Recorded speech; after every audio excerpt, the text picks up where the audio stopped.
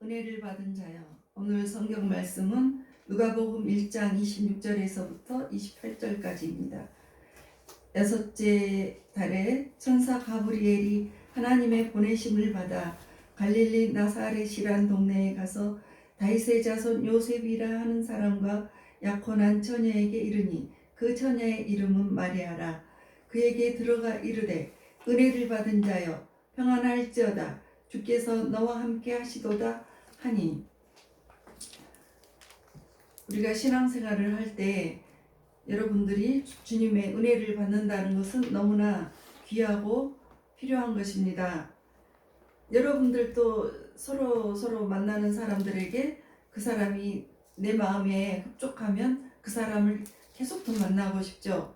마찬가지로 하나님께서도 그분의 마음에 흡족하게 들 때 은혜를 주십니다.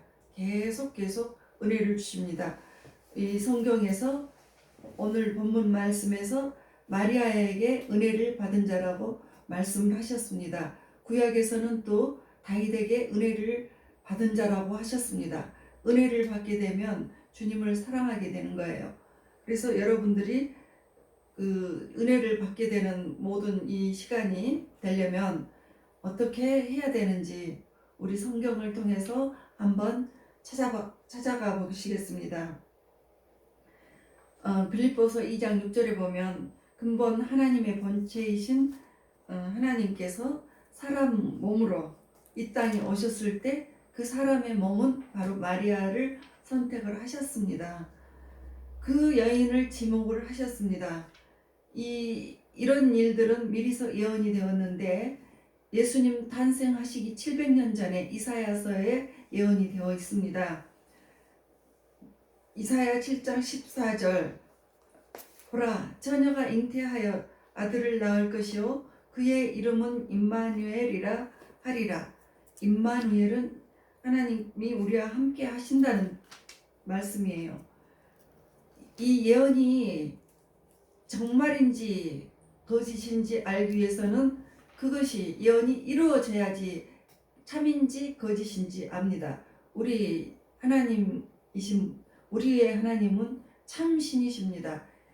정말로 이 700년 전의 예언이 그 이후에 마태복음 1장 22절에 똑같이 나옵니다. 주께서 선지자가 하신 말씀을 이루려 하실 때 똑같이 말씀을 하십니다.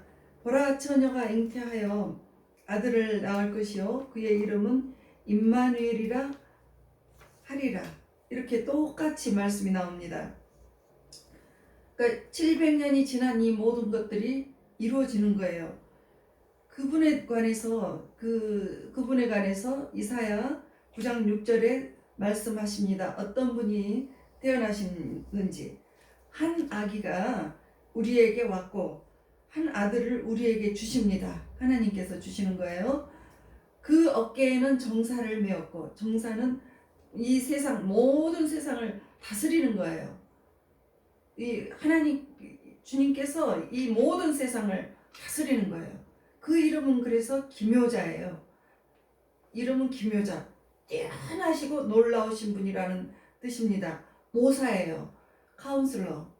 우리가 답답할 때 상담을 받잖아요. 그 상담을 받고 우리가 문제가 해결이 되는데 이 상담의 모사의 영이십니다. 우리 인생의 모든 문제를 해결해 주시는 분이세요. 그리고 전능하신 하나님이세요. 그리고 영존하시는 하나님, 영원히 존재하시는 분이십니다.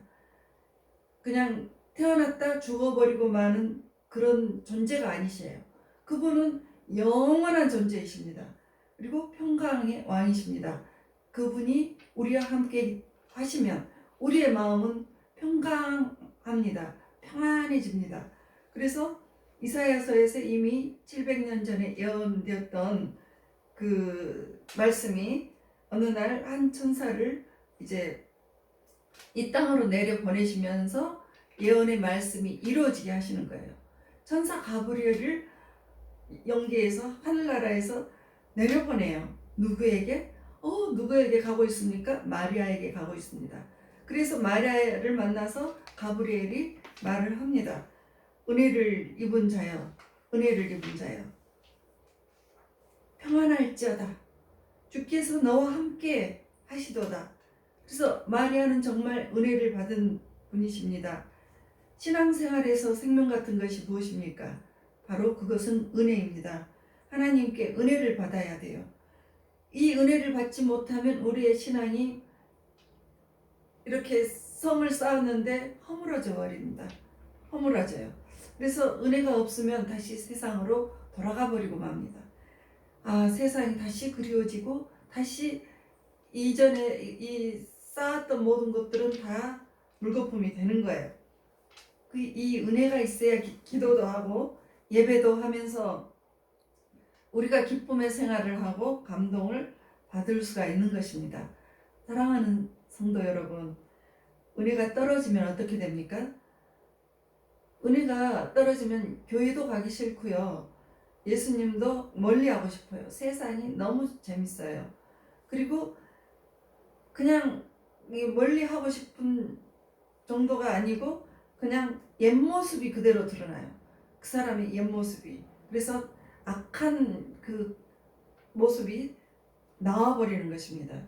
그래서 모든 것이 미워 보이고 사람이 부정적으로 보이고 하나님 말씀이 분명히 말씀을 들었는데 그 말씀이 정말 귀에 들어오지 않고 튕겨서 나가버립니다.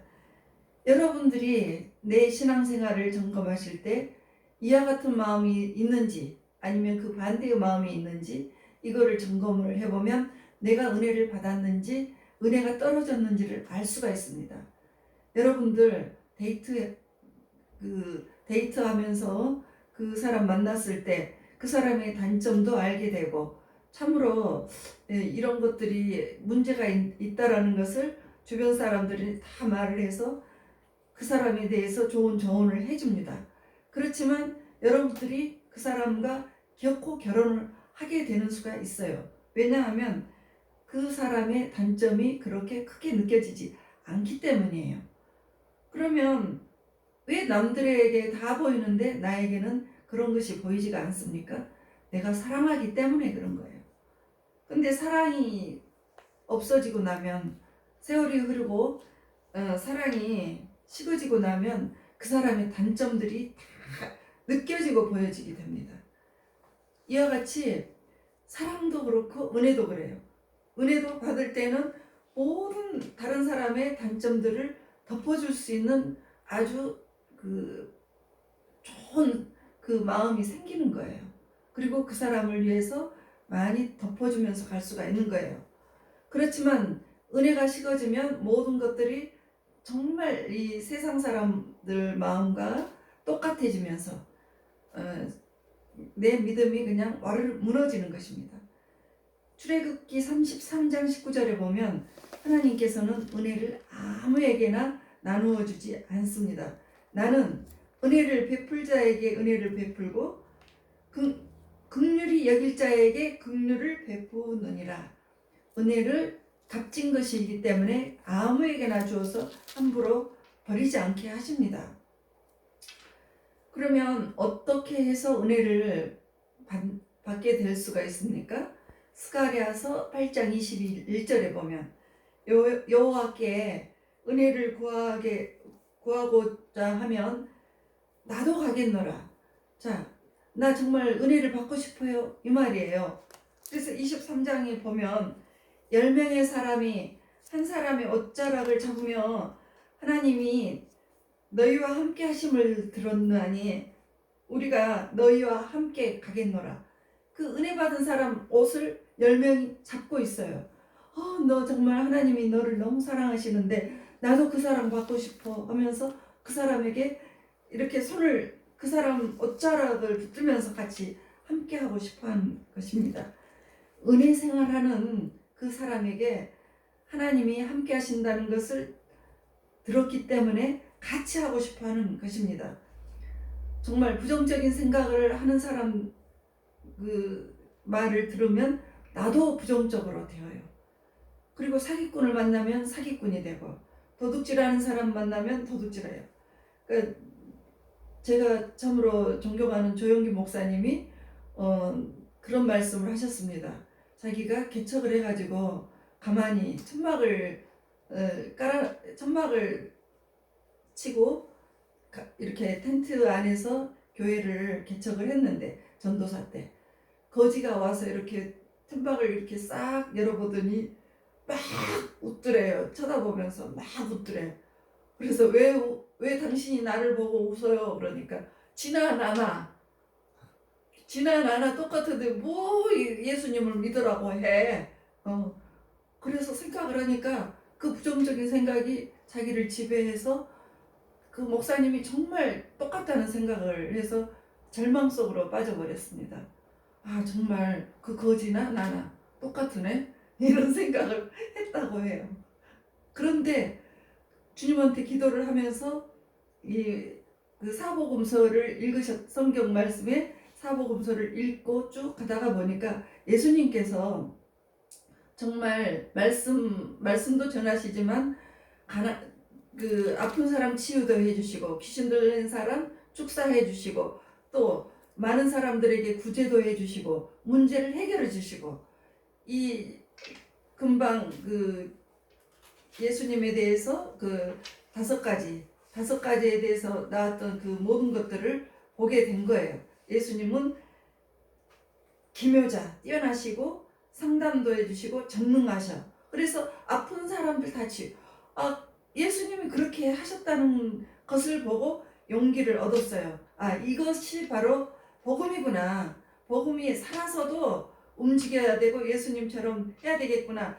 이 생각을 하게 됐다고 해요. 그래서 그때부터 기도를 하시면서 문제 같이 해결해 주시고 예수님처럼 치유되어 주시고, 그렇게 하다가 보니까 사람들이 많이 몰려들었다고 합니다. 왜? 문제가 해결이 되고 가난이 해결이 되고 참으로 아픈 사람들이 나음을 받았잖아요. 그렇게 되니까 이제 이 말씀에서 힘을 얻은 거예요. 이와 같이 우리의 생각에는 항상 수시로 부정적인 사람 만나게 되면 부정이 꽉 들어와 버릴 수가 있어요. 그럴 때 기준이 바로 성경 말씀입니다. 성경 말씀에서 우리가 다시 그 기준을 다시 잡고 가는 거예요. 그래서 이제 길이 아닌 곳에는 가지를 말라고 하셨기 때문에 아닌 사람 만나면 그 사람으로 인해서 내가 손해를 많이 본다는 거예요. 많이 보게 돼요. 그래서 믿지 않는 사람들과 함께 만나게 되면 여러분들의 많이 그 손해가 많이 있기는 해요. 그렇지만 우리가 믿음으로 그분들 함께 믿음으로 가게 하는 것은 정말 좋은 것입니다. 그러니까 주변에, 정말 여러분 주변에 은혜 생활하는 사람 입에서는 부정적인 소리가 나지 않아요. 믿음의 소리가 나고 그 사람을 세워주고 그렇습니다. 그러니까 믿지 않는 사람을 만나도 세워주고 용기를 주고 그 사람의 인생을 이렇게 그 주님의 영으로 이끌어 줄 수 있는 것, 이런 것이 바로 은혜 생활하는 사람이에요. 근데 만나는 사람마다 다 믿고 부정적인 눈으로 보일 때가 있습니다. 정말 그분이 기도도 많이 하고 그러는데 왜 그렇게 사람을 미워하는지 몰라. 그 마음속에 미움이 가득 찼어. 그러면 그런 사람도 믿음의 사람이에요. 예. 직분도 높은 직분에 다 있어요. 교회 안에 있습니다. 그래서 그런 사람들을 만나게 되면 같이 부정적으로 돼버립니다.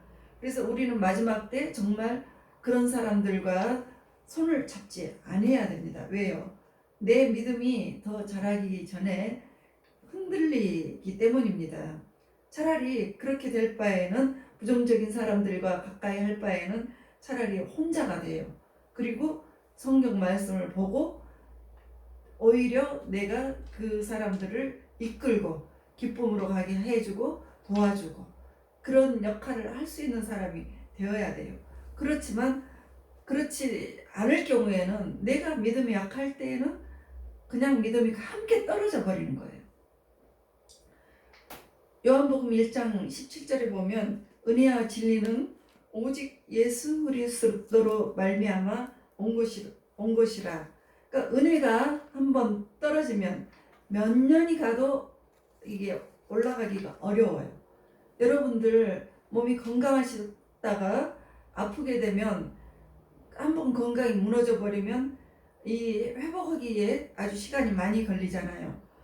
이와 마찬가지로 은혜도 은혜 생활을 하다가도 한번 떨어져 버리면은 그 기간이 올라치는 기간이 그와 같이 오래오래 걸릴 수가 있다는 거예요. 정말 애를 쓰면서 주님께 나가야 되는 거예요. 그래서 내 주변에 정말 어떤 사람들이 있는지 여러분들이 잘 선택을 하셔야 됩니다. 사도행전 7장 46절에 보시면 다윗은 하나님 앞에서 은혜를 받았습니다. 그래서 하나님 처소를 준비하게 해라고 솔로몬에게 유언을 남겼습니다. 하나님의 처소는 성전이에요. 그래서 성전 건축을 위해서 많은 재물을 다윗에게 넘깁니다. 그래서 이 다윗이 하나님 앞에 이 아낌없이 드리고 싶었던 그 모든 것은 하나님 앞에서 은혜를 받았기 때문이에요. 하나님이 다윗에게 너무나 많은 은혜를 주셨습니다. 그래서 그 은혜를 받고 은혜를 받은 사람은 하나님 앞에 있는 사람인데 반드시 성전을 사랑하게 돼요. 여러분들이 성전을 사랑하는 사람은 은혜를 많이 받은 사람입니다. 그래서 이 성전에 대해서 애정을 가지고 봉사를 하고 싶은 마음이 생기고 성전을 위한 마음을 갖는 사람들은 아무나 할 수 없습니다. 반드시 은혜 받은 사람이라야 할 수 있는 것이에요. 사도행전 13장 43절에 보면 항상 하나님의 은혜 가운데 있으라 하고 말씀하셨습니다. 여러분들이 살면서 가정생활을 할 때 그 부부가 살 때도 항상 은혜 가운데 있으면 항상 알콩달콩하고 재미있게 살 수 있는 것이에요. 은혜가 떨어지면 사랑이 식어지고 부정적이고 그 사람의 단점이 보이기 시작하고 싫어지게 됩니다. 그래서 부부가 은혜 가운데 있을 수 있도록 여러분들이 항상 그 마음을 가져야 됩니다. 그래서 여러분들 입에서 이 은혜가 나오면 하나님께서는 참으로 더 은혜를 주시고 불평이 나오면 불평한 그대로 이루어져 버립니다. 그러니까 내 입으로 말한 대로 우리가 자꾸 불평을 하면 그 불평한 그대로 우리를 이끌어 버리십니다. 그러니까 내 입으로 말한 대로 내가 다 행하리라 이렇게 민수기 30장 2절에 말씀을 해주셨습니다.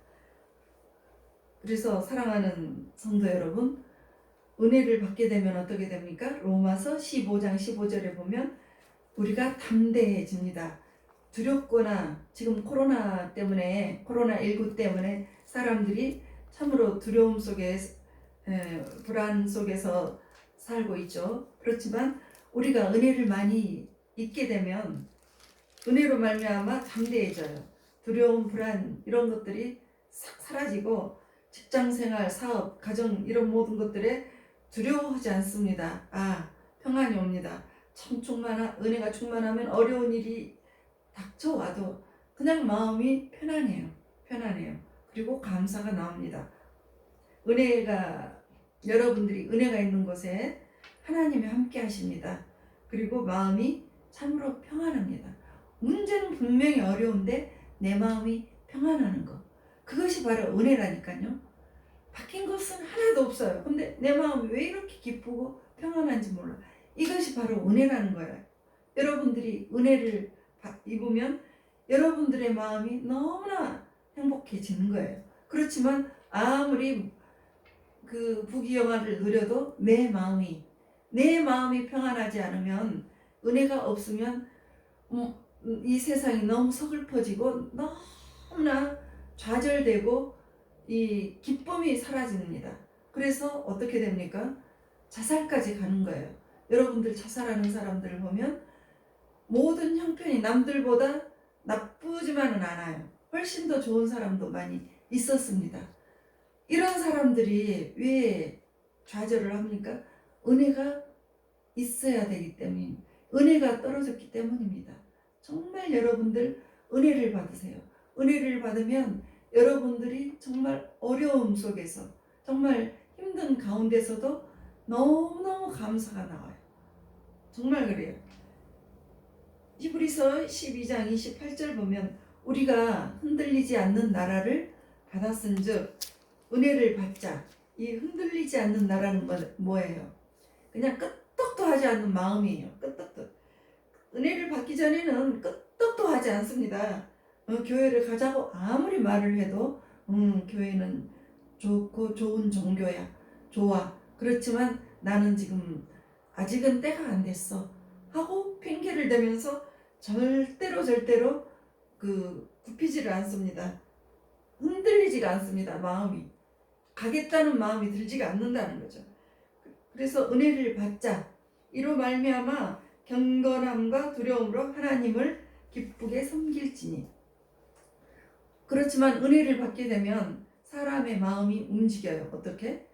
경건하고 하나님을 두려워하고 하나님을 기쁘시게 섬기기 시작합니다. 이것이 바로 은혜입니다. 이 마리아는 은혜의 여인이었습니다. 그래서 천사가 와서 은혜를 받은 자여 하고 말을 했습니다. 이 은혜는 어떻게 하면 우리가 은혜를 받을 수가 있겠습니까? 여러분들 이 좋은 은혜를 여러분들은 사모하지 않으십니까? 베드로전서 5장 5절에 보시면 나와 있습니다. 하나님은 교만한 자를 대적하시되, 교만이라는 것은 하나님 없이도 나는 살 수 있어, 이 마음이에요. 이런 마음을 하나님께서 대적을 하시되 겸손한 자에게는 은혜를 주십니다. 겸손한 자는 남이 나보다 더 낫다고 생각을 하고 남의 단점이 보이고 허물이 보이면 아유 그 사람 그렇지 하고 무시하는 것이 아니고 그 사람을 위해서 내가 대신 기도를 해야 됩니다. 내가 그 사람을 위해서 왜 그분이 그렇게 갔을까 하고 기도를 하시는 거죠. 그래서 기도하고 날마다 하나님을 섬기게 됩니다. 그리고 하나님을 기쁘시게 해드리는 사람이고, 이 모든 것들이 남이 더 나보다 낫다 하는 마음으로 항상 내가 낮아져 있는 것, 이런 자에게 은혜를 주십니다.